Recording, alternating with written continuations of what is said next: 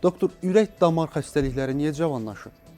Ürək-damar xəstəliklərinin cavanlaşmasının çoxlu səbəbləri var, amma ən əsas səbəbləri bütün dünyada da bizdə də bizim həyat tərzimizin getdikcə dəyişməsi. Yəni biz 10 illər içində müqayisə etsək, elə Azərbaycanın özündə də həyat tərzimizdə çox şeyin dəyişdiyini görürük. Bunların birincisi, məsələn, bizim qidalanma rejimimiz əgər geriyə dönüb baxsaq, 20 il, 30 il əvvələ görə çox dəyişibdir.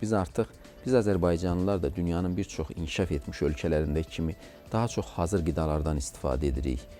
Daha yağlı qidalardan istifadə edirik. Bizim onsuz da milli mətbəximiz də kifayət qədər yağlı və ət məhsulları üzərində dayanan bir mətbəxdir. İkinci məsələ, çox təəssüf ki, bizim gənclərimizin də siqaret və digər tütün məmulatlarından daha çox istifadə etməsi. Sizin də diqqətinizi çəkib, məsələ, mən çox üzülərək müşahidə edirəm. Bizim gənc yaşda insanlarımız, hətta gənc qızlarımız, istər siqaret olsun, istər digər tütün məmulatları olsun, onların o bir şey variantları, elektron variantlarını onlardan çox getdikcə daha çox istifadə edirlər. Və ən vacib həyat dəyişikliklərimizdən biri də biz hamımız getdikcə daha oturaq həyat yaşayırıq. Halbuki, xüsusilə ürək-damar xəstəliklərindən qorunmaq üçün bizim bəlkə də edə biləcəyimiz ən birinci şey fiziki aktivliyimizi artırmaq. Biz aktiv olmalıyıq.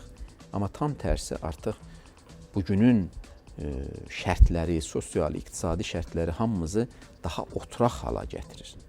Bu və digər faktorların nəticəsində də həqiqətən də bütün dünyada da o tendensiya var. Təbabətin, kardiologiyanın, kardiocərrahiyanın bu qədər inkişafına baxmayaraq təəssüf ki, ürək-damar xəstəlikləri getdikcə daha gəncləşir. Bu xəstəliklərə bağlı ölüm halları da daha gənc insanlarda qarşılaşılır.